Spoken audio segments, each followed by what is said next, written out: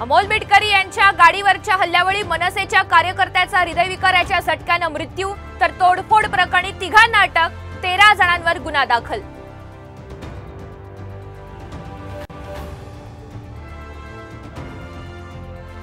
यशस्वी शिंदे हत्या प्रकरणी आरोपी दाऊद शेखला 7 दिवसांची पोलीस कोठडी तर खटला फास्ट ट्रॅक कोर्टात चालणार, विशेष सरकारी वकील उज्ज्वल निकम मांडणार बाजू।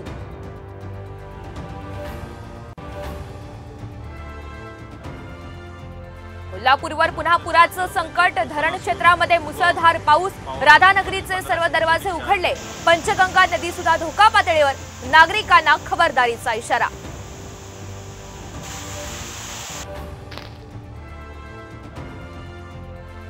रायगडमध्ये रात्रीपासून कोसळणाऱ्या पावसामुळे सावित्री नदीच्या पाणी पातळीत वाढ, महाडमध्ये साचलं पाणी, नागरिकांना सतर्क राहण्याच्या सूचना।